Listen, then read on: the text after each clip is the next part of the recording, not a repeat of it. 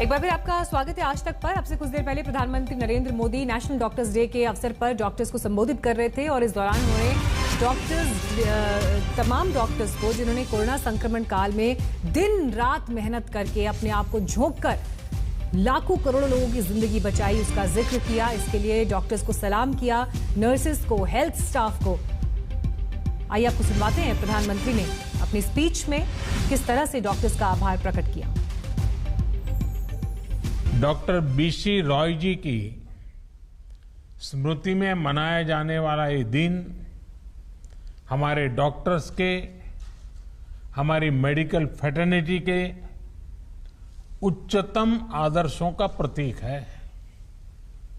खास तौर पर पिछले 1.5 साल में हमारे डॉक्टर्स ने जिस तरह देशवासियों की सेवा की है वो अपने आप में एक मिसाल है। मैं 130 करोड़ देशवासियों की ओर से देश के सभी डॉक्टर्स को धन्यवाद देता हूं, आभार प्रकट करता हूं। साथियों, डॉक्टर्स को ईश्वर का दूसरा रूप कहा जाता है और वैसे ही नहीं कहा जाता। कितने ही लोग ऐसे होंगे जिनका जीवन किसी संकट में पड़ा होगा, किसी बीमारी या दुर्घटना का शिकार हुआ होगा, या फिर कई बार हमें ऐसा लगने लगता है कि क्या हम किसी हमारे अपने को खो देंगे।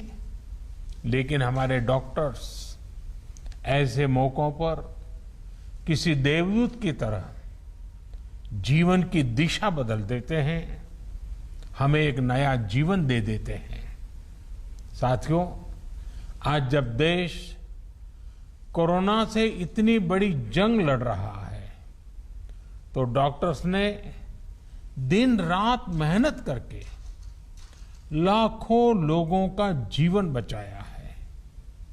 ये पुण्य कार्य करते हुए देश के कई डॉक्टर्स ने अपना जीवन भी न्यौछावर कर दिया।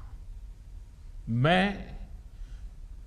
जीवन आहूत करने वाले इन सभी डॉक्टर्स को अपनी विनम्र श्रद्धांजलि अर्पित करता हूं और परिवार के प्रति अपनी संवेदना व्यक्त करता हूं। बढ़ते आगे, रुक करते हैं अगली खबर का। दरभंगा रेलवे स्टेशन पर हुए धमाके की साजिश का खुलासा हुआ है। एनआईए ने हैदराबाद से 2 आतंकवादियों को गिरफ्तार किया है।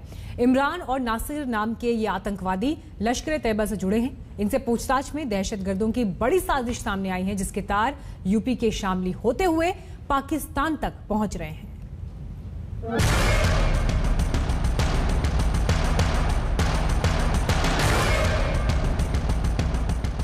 17 जून को दरभंगा के रेलवे स्टेशन पर एक छोटा धमाका हुआ था। प्लेटफॉर्म पर थोड़ी देर के लिए अफरा तफरी तो मची, लेकिन जान माल का कोई नुकसान नहीं हुआ था। जांच एजेंसियों को ये बात हजम नहीं हो रही थी कि स्टेशन पर इतने मामूली धमाके का आखिर मकसद क्या था। करीब 2 हफ्ते बाद इस छोटे धमाके के पीछे की बड़ी साजिश आखिरकार बेपर्दा हो गई। एनआईए ने बुधवार रात हैदराबाद से इस मामले में 2 आतंकियों को दबोच लिया। उन्होंने सिकंदराबाद रेलवे स्टेशन के सीसीटीवी फुटेज से चंद शख्स की पहचान की और उनको हिरासत में लिया। उनकी पूछताछ से इस पूरे जो टेरर मॉड्यूल है उसका पर्दाफाश हुआ। सीसीटीवी फुटेज से यह बात साबित हुई कि इन 2 भाइयों ने, जो कि उत्तर प्रदेश के रहने वाले हैं और हैदराबाद में रेडीमेड कपड़ों का कारोबार करते हैं, इन्होंने पार्सल बुक की थी और इनकी मंशा हैदराबाद से दरभंगा जाने वाली एक्सप्रेस ट्रेन में धमाका कर आग लगाने की थी। दरभंगा में आतंकियों की द बर्निंग ट्रेन वाली साजिश। चलती ट्रेन में धमाके का बनाया था प्लान। धमाके और पटरी उखड़ने से बड़े नुकसान की थी साजिश। साजिश का जो पार्सल दरभंगा स्टेशन के प्लेटफॉर्म में फटा था, उसका असल टारगेट चलती ट्रेन में धमाके का था।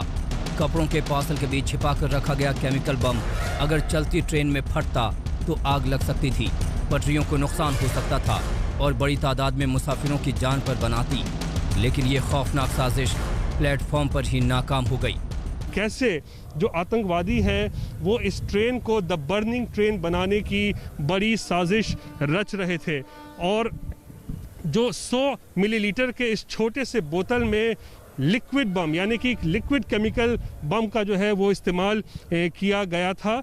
लेकिन सवाल एक और भी उठता है जिसको लेकर केंद्रीय एजेंसियां अभी जांच कर रही हैं कि क्या इरादा सिर्फ उस ट्रेन को द बर्निंग ट्रेन बनाने का था या फिर कोई और बड़ी साजिश थी। एनआईए ने हैदराबाद से जिन 2 आतंकियों को दबोचा उनके पाकिस्तान और लश्कर कनेक्शन के साथ खौफ की स्क्रिप्ट भी सामने आ गई।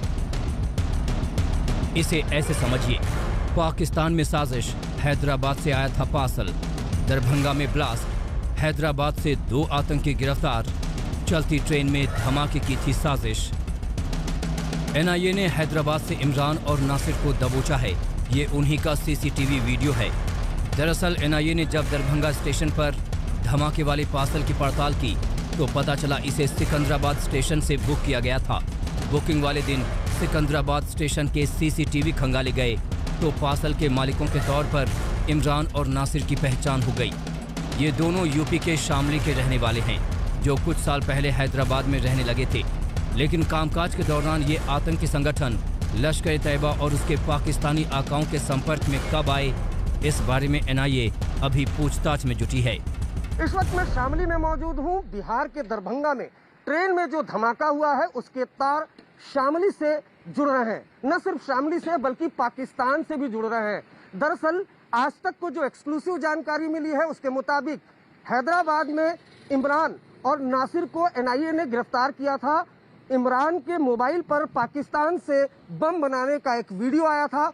उसी को देखकर इमरान ने पार्सल बम बनाया था और ट्रेन में रखा था।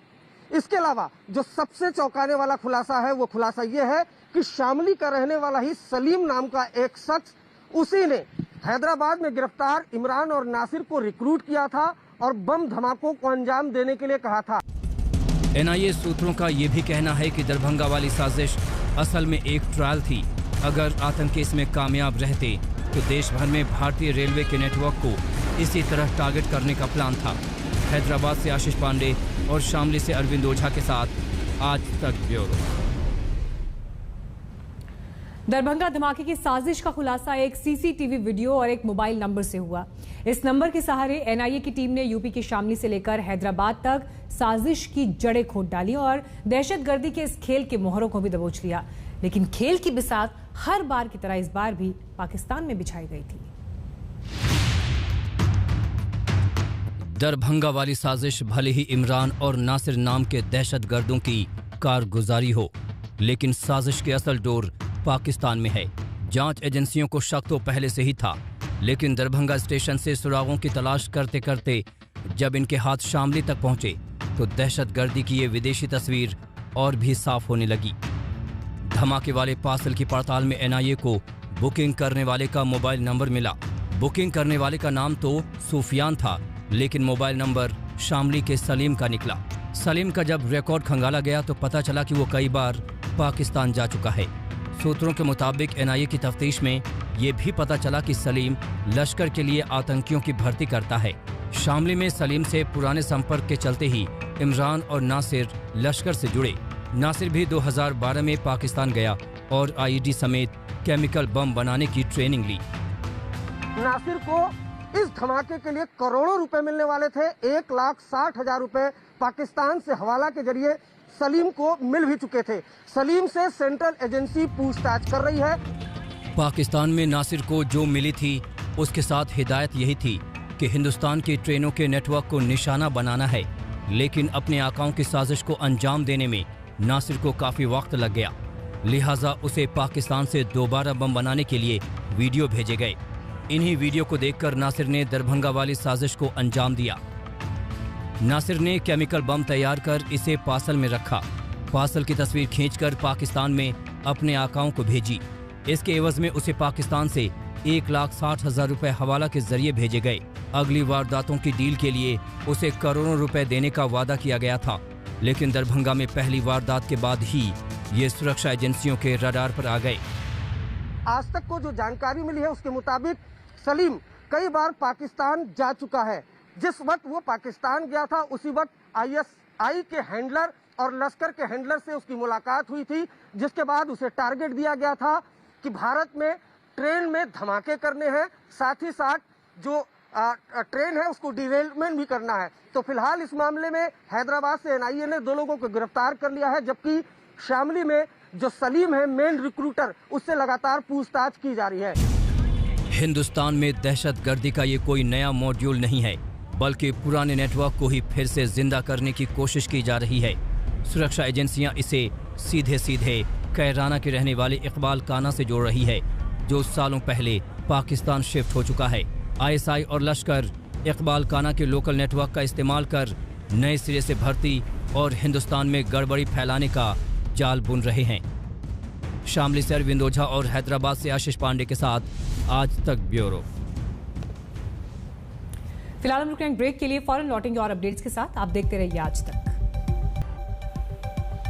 पंजाब में CM की लंच पार्टी में कई विधायक और मंत्री पहुंचे। माना जा रहा है कि कैप्टन पार्टी के जरिए अपनी ताकत दिखा रहे हैं। पंजाब की राजनीति में ये दिन उठापटक भरा रहा। CM कैप्टन अमरिंदर सिंह ने आज समर्थकों और विधायकों को मोहाली में लंच पर बुलाया था, लेकिन बाद में लंच पार्टी की जगह को बदल दिया गया। CM के चंडीगढ़ वाले घर पर यह पार्टी हुई, जिसमें काफी तादाद में नेता, मंत्री और विधायक पहुंचे। सेना प्रमुख MM नरवणे ने आज तक से खास बातचीत में कहा कि आने वाले वक्त में दुश्मन देश ड्रोन का ज्यादा इस्तेमाल करेंगे, आतंकी संगठन भी इनका ज्यादा इस्तेमाल करेंगे। ये खतरा बढ़ेगा, लेकिन सेना इसका मुकाबला करने के लिए तैयार है। सेना काउंटर ड्रोन सिस्टम पर भी काम कर रही है। LOC के बारे में उन्होंने कहा कि DGMO को बैठक के बाद वहां पर शांति है।